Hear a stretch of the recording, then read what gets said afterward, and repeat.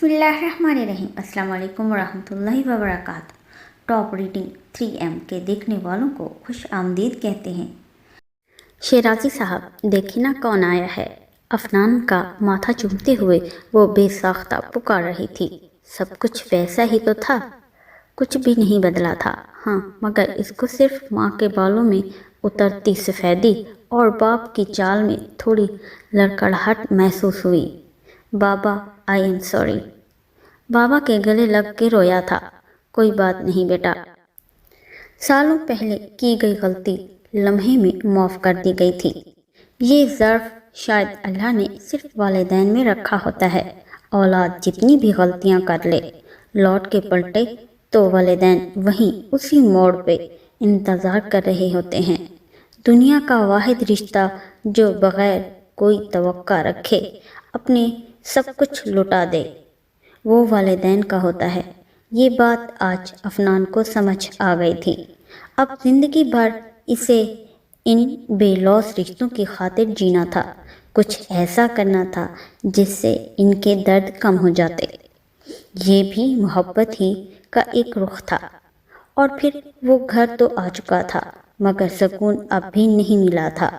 कुछ यादें कभी ख़त्म नहीं होती। अफनान ने इन यादों से छुटकारा पाने के लिए खुद को कंप्यूटर की दुनिया में गुम कर लिया था। इसका वक्त मसरूफ़ तो गुजरने लगा, मगर बेजारी और लहजे में तलखी अब भी बाकी थी। कंप्यूटर कुछ देर के लिए तो उसकी टेंशन डिवर्ट कर सकता था, मगर उसके दिमाग की मेमोरी को क्लियर करने की कमांड कंप्यूटर के पास भी नहीं थी। शाम के साए बढ़ रहे थे। दरख्तों की ओट में तो बता सूरज इसे जिंदगी के ख़त्म होने की नवीद सुना रहा था। निगाहों में उदासी और नाउमीदी लिए वो आज भी वहीं मस्जिद की सीढ़ियों पर था, जहां उसे पिछले कई दिनों से लोग देख रहे थे। इसकी ये आदत थी कि जब दिल की बेचैनी बढ़ती तो मस्जिद चला जाया करता था, या फिर कब्रिस्तान इसका दूसरा रुख होता था। बेटा घर जाओ, मस्जिद के इमाम ने बहुत प्यार से उसके पास बैठते हुए कहा। उनकी शफकत भरे लहजे पे सिर्फ उसने खामोश नज़रों से सर उठा के देखा और फिर बग़ैर कुछ बोले उसके कदम कब्रिस्तान की तरफ बढ़ने लगे। कब्रिस्तान की खामोशियाँ इसे अपने दिल की वीरानी जैसे लगी, जिसमें वो खुद को गुम करना चाहता था। मगर इतने में मोबाइल की घंटी बजी। रात के आखिरी पहर जब वो खुद से जंग में मसरूफ़ था, इसी वक्त इसके लिए कोई और इसका बहुत अपना इसके लिए तड़प रहा था। अफनान किधर हो? अरसल परेशानी से पूछ रहा था। तुम्हारे पास हूँ। अफनान ने बात टालने की कोशिश की, क्योंकि वो जानता था कि अब अगर इसे बता दूँ तो एक लेक्चर मिलेगा, जो कि इस वक्त वो सुनने के मूड में बिल्कुल भी नहीं था। बकवास बंद करो अपनी, रात का 1 बज रहा है। किधर हो तुम? अरसल ने तपते हुए पूछा। जहाँ सबको आना है एक दिन, अफनान ने खामोशी से जवाब दिया। ओके, मेरा इंतज़ार करो, मैं भी वहीं आ रहा हूँ। अरसल ने फ़ौरन बाइक निकाली और कब्रिस्तान की तरफ चल दिया।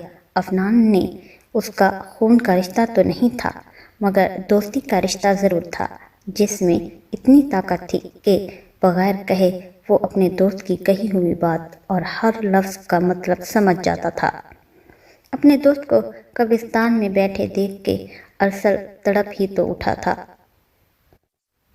इफ़ी यार, ज़िंदगी इतनी सस्ती तो नहीं कि एक लड़की की खातिर बर्बाद कर ली जाए। कर्ब से अरसल इसे समझा रहा था। अरसल प्लीज़, इस वक्त मैं कुछ भी सुनने के मूड में नहीं हूँ। अफनान ने इसे टोक दिया। अच्छा उठो, कुछ खाने के लिए मार्केट चलते हैं। अरसल ने उसका ध्यान बटाने की नाकाम कोशिश की थी। मुझे भूख नहीं है, तुम जाओ अरसल। तुम्हें पता है ना, मैं तुम्हारे बगैर यहाँ से कहीं नहीं जाऊँगा। तुम क्या मेरे मंगेतर हो जो हर वक्त साए की तरह मेरे साथ रहते हो? हाँ, यही समझ लो। चलो उठो, चलते हैं कहीं। मुझे भूख लगी है एफ़ी। عجیب مصیبت ہو تم بھی۔ عفنان بیزار ہوا۔ تم سدھر جاؤ اب، ورنہ لوگ ہم پہ شک کریں گے کہ میں رات کے اس پہر تمہارے ساتھ کیا کر رہا ہوں۔ ارسل کی بات سن کر عفنان اداس نظروں سے مسکرایا۔ اپنے چلبلے سے انداز میں ارسل کسی حد تک اس کا دھیان بٹا چکا تھا، اور پھر اسے چاروں ناچار وہاں سے اٹھنا ہی پڑا تھا، کیونکہ وہ جانتا تھا یہ بلا ایسے سر سے نہیں ٹلے گی۔ کھانا ہوٹل سے کھا کے ارسل عفنان کو اس کے گھر ڈراپ کر کے آیا تھا۔ صبح کے 4 بج رہے تھے۔ جب گھر داخل ہوا تو اسے اپنی ماں جائے نماز پر بیٹھی نظر آئی، جنہیں دیکھ کر وہ ان سے نظریں نہیں ملا پایا تھا۔ کھانا کھاؤ گے بیٹا؟ بہت شفقت سے انہوں نے پوچھا۔ آپ نے ابھی تک میرے انتظار میں کھانا نہیں کھایا؟ عفنان کو شرمندگی ہوئی تھی۔ نہیں، تم عشاء کی نماز پڑھنے کے بعد کہاں چلے گئے تھے؟ ماں پوچھ رہی تھی۔ میں نیکسٹ ٹائم نہیں جاؤں گا کہیں بھی، آپ کے پاس ہوں۔ عفنان نے دعا مانگتے ہوئے جائے نماز پر بیٹھی ماں کی گود میں سر رکھ کے انہیں یقین دلایا تھا۔ اچھا اٹھو، میں کھانا لگاتی ہوں۔ اس کے بالوں میں ہاتھ پھیرتے ہوئے وہ کچھ دم کر کے پھونکنے لگی تھی۔ آپ کھانا لگائیں، میں ہاتھ دھو کر آتا ہوں۔ عفنان کھانا تو ارسل کے ساتھ کھا چکا تھا، مگر جانتا تھا اگر وہ یہ بات ماں کو بتا دے گا تو اس کی ماں بھی اکیلی کھانا نہیں کھائے گی، اس لیے ان کا ساتھ دینے کے لیے وہ دوبارہ ان کے ساتھ ڈائننگ ٹیبل پر بیٹھا چند نوالے حلق سے اتارنے لگا۔ دودھ کا گلاس لو گے عفنان؟ ماں نے کھانے کے برتن سمیٹتے ہوئے کہا۔ نہیں مما، مجھے اب سونا ہے۔ عفنان اپنے کمرے میں چلا آیا۔ شیرازی صاحب مسجد سے فجر کی نماز پڑھ کے آئے تو بیٹے کے کمرے کی طرف چل دیے۔ آ جائیں بابا۔ بیٹا، میں اور تمہاری ماں حج پہ جانا چاہتے ہیں، انہوں نے بات کا آغاز کیا تھا۔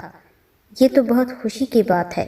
وہ واقعی دل سے خوش ہوا تھا کہ اللہ اس کے والدین کو اپنے گھر بلا رہا تھا۔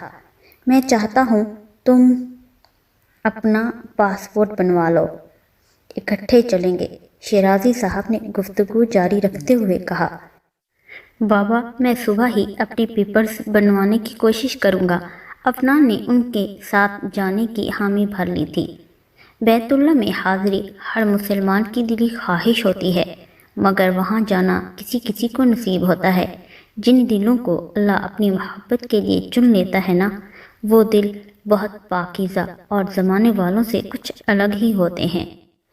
محبت کے سفر میں جب جسم ٹوٹتا ہے نا تو روح پہ شباب آتا ہے، اور حج بھی ایسی ہی عبادت تھی جہاں جوانی میں اللہ بلا لے تو ایک مسلمان کے لیے اس سے بڑی خوش قسمتی نہیں ہوتی، اور عفنان کی یہ خواہش آج پوری ہونے جا رہی تھی۔ اللہ، میں تجھ سے تیری رحمت کا سوال کرتا ہوں۔ آج سے پہلے جتنی غلطیاں کر چکا ہوں انہیں سدھارنا چاہتا ہوں۔ پلیز مجھے موقع دے کہ میں اپنے والدین کا ہر خواب پورا کر سکوں۔ اللہ مجھے دلی سکون عطا فرما، میرا دل اپنی طرف پھیر دے۔ میں محبت کے سفر میں عشق کی حد تک گیا تھا، مگر ہار کے سوا کچھ نہیں ملا۔ اب میرا دل عشق مجازی سے عشق حقیقی طرف پھیر دے۔ مجھے اب زندگی میں کچھ نہیں چاہیے سوائے سکون کے۔ اللہ مجھے سکون عطا فرما، دنیا اور آخرت دونوں کی کامیابی میرے نصیب میں لکھ دے۔ صحن حرم میں کھڑا وہ اپنی ہی دھن میں مگن اللہ سے باتیں کر رہا تھا۔ سالوں بعد اپنے رب سے رابطہ کر رہا تھا، ایسے در پہ دل کا حال بیان کر رہا تھا جہاں سے ہر کوئی بامراد ہو کے لوٹتا ہے۔ دل کی باتیں جب شارک سے زیادہ قریب رہنے والے رب سے کر لی جائیں تو سکون لازمی ملتا ہے، وہ بھی جب دل کی ہر بات سینوں کے بھید جاننے والے اللہ سے کر چکا تھا تو ایک سکون کی لپیٹ میں آ چکا تھا۔ یہ احساس کتنا خوبصورت ہوتا ہے جب ہم انسان دل کے راز اس ہستی سے شیئر کرتے ہیں تو پہلے سے ہی ہمارے دلوں کے حال سے واقف ہوتا ہے۔ حج ادا کرنے کے بعد اس کی زندگی میں ایک ٹھہراؤ آ چکا تھا۔ افنان، میں شادی کرنا چاہتی ہوں تمہاری۔ ماں نے ایک دن بیٹھے بیٹھے اس سے کہا تھا۔ اچھا، وہ ہولے سے ہنس دیا۔ میں مذاق کے موڈ میں نہیں ہوں بیٹا، رفعت بیگم نے سنجیدہ ہوتے ہوئے کہا۔ کس سے کرنی ہے شادی؟ ڈیٹ بتا دیجیے مجھے، میں آ جاؤں گا۔ افنان نے گویا بات ہی ختم کر دی تھی۔ فاطمہ سے۔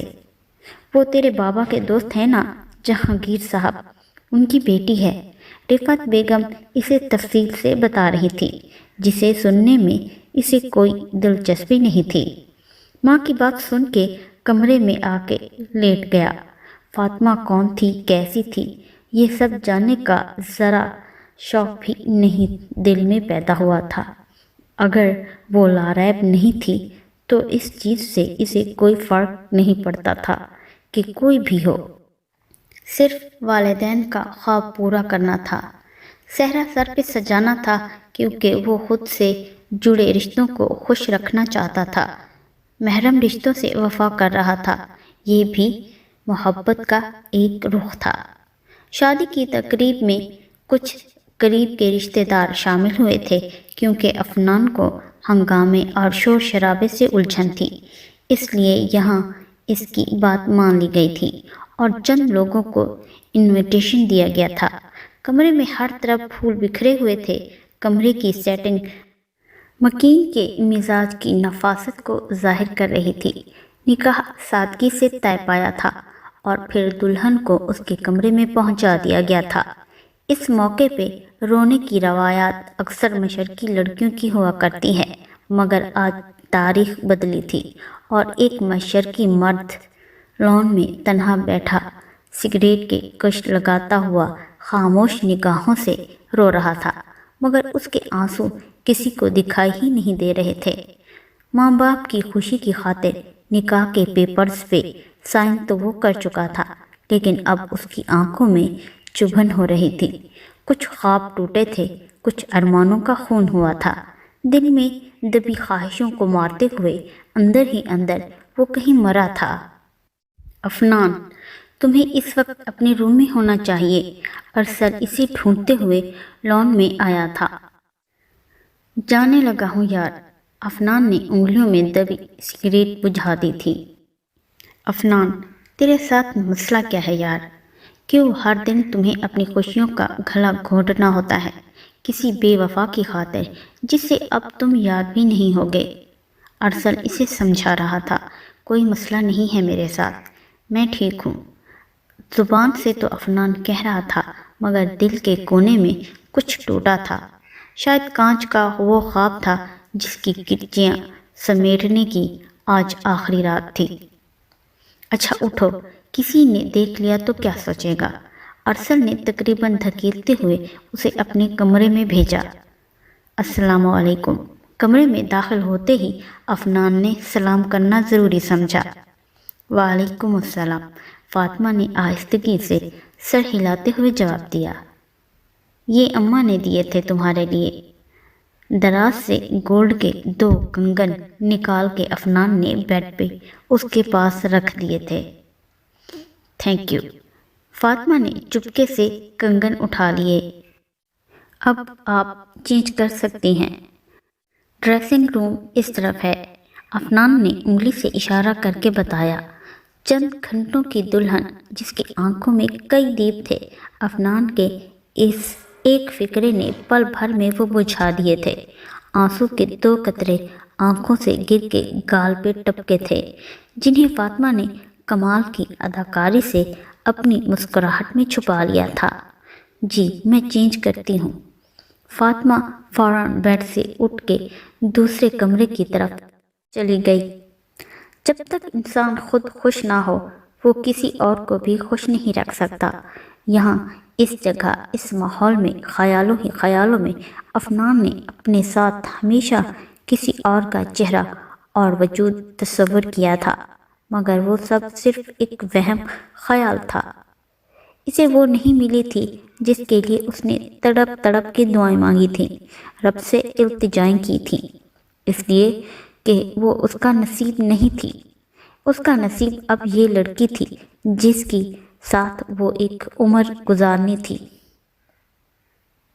10 मिनट के बाद वो कपड़े तब्दील करके दोबारा उसके पास आ चुकी थी। मैं अफनान शिराजी तुम्हें अपने कमरे और अपनी ज़िंदगी में वेलकम कहता हूँ। अफनान ने मुस्कुराते हुए उसका हाथ पकड़ा। Thank you. फातिमा झिझकते हुए अपना हाथ छुड़वाने की कोशिश करने लगी। फातिमा, मैं एक प्रैक्टिकल सा इंसान हूँ, रस्मी बातों और तकल्लुफ़ में पड़ने वाला इंसान नहीं हूँ। मेरे साथ ज़िंदगी गुजारना थोड़ा मुश्किल है। मैं अपनी तरफ से कोशिश करूँगा आपको यहाँ कोई तकलीफ़ ना हो। मुझे शायद थोड़ा वक्त लगेगा कुछ हकीकतें तस्लीम करने में। आई होप आप मेरा साथ देंगी। अफनान ने पहली रात ही अपनी शरीके हयात पे सब वाज़े कर दिया था। अम्मा अब्बा की याद के साथ साथ हम सफ़र की लापरवाही पे कुटते हुए वो पता नहीं कब नींद की वादी में उतर चुकी थी। सुबह उसकी आंख खुली तो फज्र की अजान हो रही थी। अफनान अपना बाजू सर के नीचे रखे गहरी नींद सो रहा था। गंदमी रंगत, हल्की हल्की बियर्ड, बंद आँखें, खड़ी नाक और मासूमियत के साथ साथ संजीदगी नींद में भी उसके चेहरे पे नज़र आ रही थी। सोया हुआ ये शख्स इस वक्त मासूमियत की इंतहा पे था, मगर जब बात करता था तो सामने वाले को उसकी औकात याद दिला देता। शायद वो हमेशा से ऐसा ही था या फिर इसके लिए ऐसा है। फातिमा दिल में सोचते हुए पहली बार उसे फुर्सत में देख रही थी। आज़ान की आवाज़ एक बार फिर किसी मस्जिद से सुनाई दी थी और वो उठ के नमाज पढ़ने चली गई। अफनान, चाय पिएंगे? कप हाथ में पकड़े वो उसके कंप्यूटर में मगन देख रही थी। नहीं, अफनान ने इनकार में सर हिला दिया। एक बात पूछूं? एक और सवाल हुआ था। मैं काम कर रहा हूँ, नज़र नहीं आ रहा? हो सके तो कुछ देर के लिए यहाँ से चली जाएं। अफनान ने माथे पे बल चढ़ाते हुए नागवारी से कहा था। Okay, I am sorry. वो फौरन वहाँ से उठ के दूसरे कमरे में चली गई थी। पलकों पे ठहरे 2 आंसू गालों पे गिरे थे, जिसे जल्दी से उसने हाथ की पुष्ट से पोंछ लिया था। फातिमा की रात रोते हुए गुजर गई थी, मगर दिल ने फैसला किया था आज के बाद अफनान के कमरे में नहीं जाएगी। अफनान काम करके फारिग हुआ, क्लॉक पे नज़र पड़ी तो देखा रात के 2 बज रहे थे। आंखें बंद करके चेयर की बैक से टेक लगा के आंखें बंद कर ली तो अपनी गलती का एहसास हुआ था कि फातिमा को डांटा है। चाय वहीं टेबल पे पड़े पड़े ठंडी हो चुकी थी। वो उठ के बेड तक आया था और बेसुध होके सो गया था। फातिमा रोते रोते वहीं साथ वाले कमरे में सो गई थी और अब सुबह फिर आज़ान की आवाज़ के साथ उनकी आँख खुली तो याद आया कि वो तो अभी चंद दिनों की दुल्हन है। अगर घर के किसी फर्द ने इसे दूसरे कमरे से निकलते देखा तो क्या सोचेंगे? दुपट्टा सर पे लेते हुए अफनान के कमरे में चली गई। वज़ू करके नमाज अदा की और वहीं एक संदिल के पास लेट गई जिसे होश तक नहीं था। फिर पता नहीं चला और फातिमा की आंख लग गई थी। एहसास तब हुआ जब वो संदिल इसे झंझोड़ रहा था। उठो, नाश्ता बना के दो। यहाँ सोने के लिए नहीं आई हो आप, मैडम?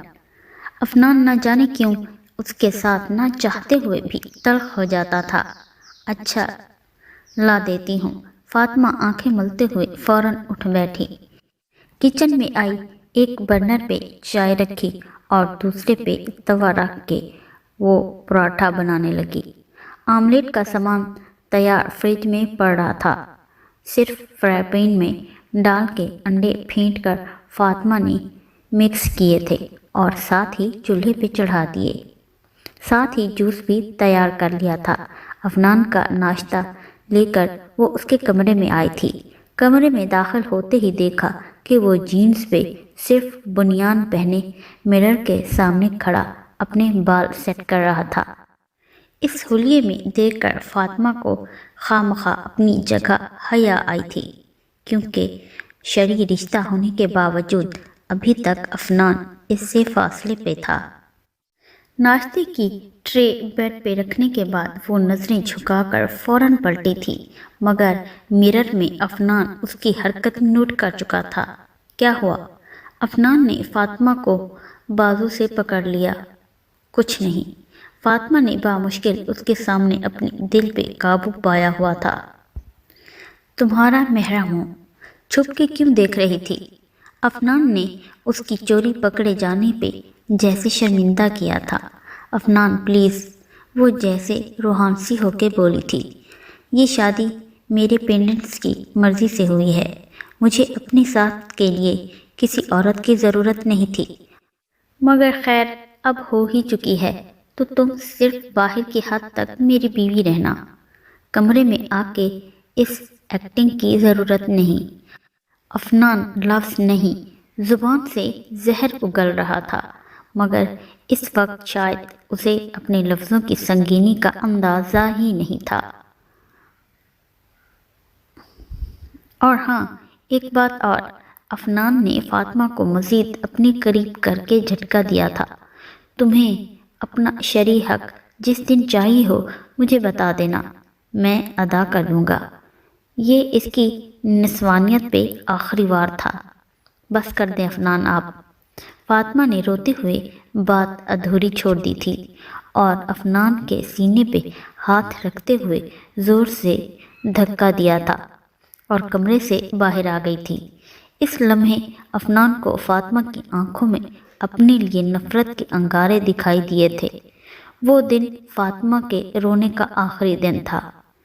اس سنگ دل شخص سے وہ ہر قسم کی امید ختم کر چکی تھی۔ اس دن کے بعد فاطمہ کا زندگی جینے کا انداز بدل چکا تھا۔ اب بھی وہ افنان کے سارے کام پہلے کی طرح کر دیتی تھی، مگر فرق صرف اتنا آیا تھا کہ اس نے افنان سے بات کرنا بالکل چھوڑ دیا تھا۔ عورت بہت بولتی ہے، اکثر جب خاموش ہوتی ہے تو پھر دنیا میں سب سے مہنگی چیز اس کی آواز لگنے لگتی ہے۔ فاطمہ بھی افنان کو خاموشی کی بھینٹ مار رہی تھی۔ وہ لاکھ لاپرواہ سہی، مگر چاہتا تھا کہ یہ خود سے میرے ساتھ بات کرے، اس لیے بہانے سے اسے بلانے لگا۔ افنان پانی پینے کچن میں آیا تو دیکھا فاطمہ سلاد کاٹ رہی تھی۔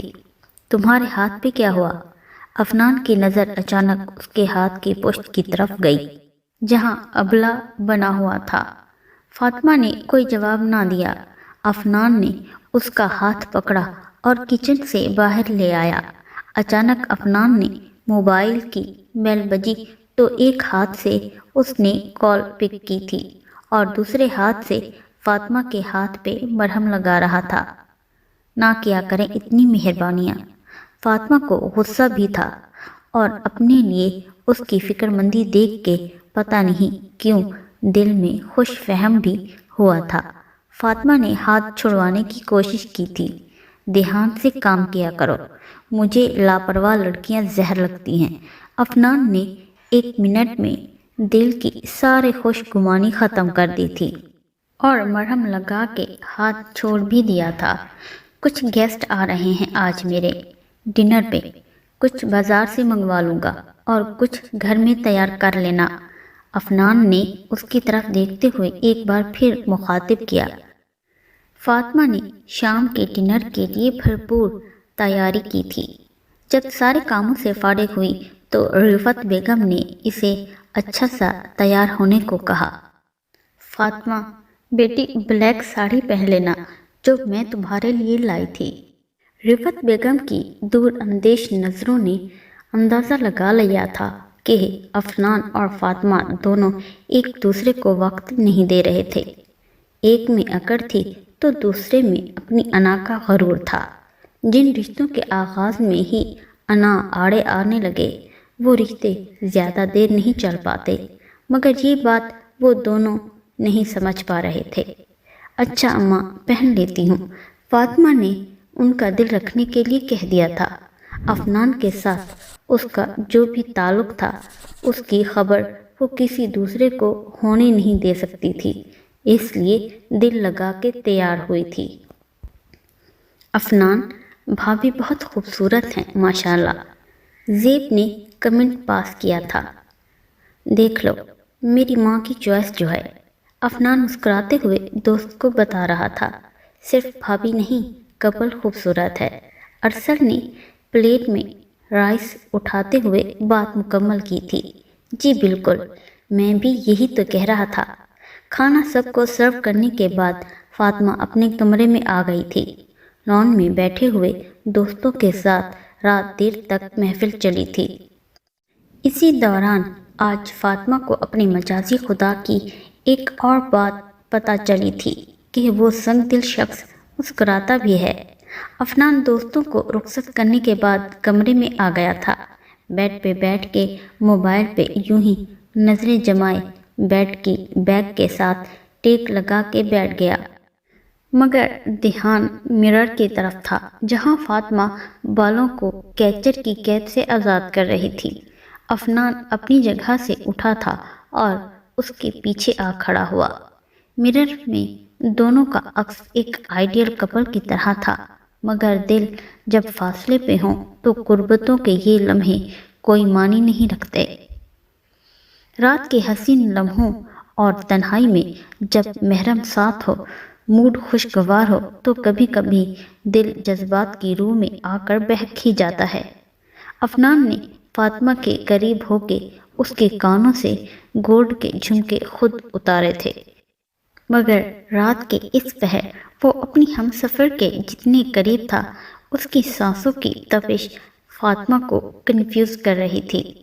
کچھ لمحوں کے لیے دل نے اپنے مجازی خدا کی قربت کی خواہش ضرور کی تھی، مگر اگلے ہی لمحے دماغ نے دلیل دی تھی کہ ابھی نہیں، بیوی ہو تو بیوی ہی بن کے رہو۔ مجھے ادائیں دکھا کے اٹریکٹ کرنے والی عورت زہر لگتی ہے۔ افنان فاطمہ کے کندھے پہ سر رکھے کان میں سرگوشی کر رہا تھا۔ ابھی سے ہار گئے ہو؟ تم نے تو کہا تھا بہت مضبوط مرد ہوں، اپنے اعصاب اور نفس پہ قابو رکھنا آتا ہے، پھر اپنی ہی بیوی سے ڈر رہے ہو۔ سو اسٹرینج مسٹر افنان۔ فاطمہ فوراً اس کی بکواس سن کر 2 قدم فاصلے پہ ہوئی تھی۔ مجھے چیلنج کر رہی ہو؟ مہنگا پڑے گا تمہیں۔ وارننگ دینے والی کوئی اور نہیں، اس کا اپنا مجازی خدا تھا۔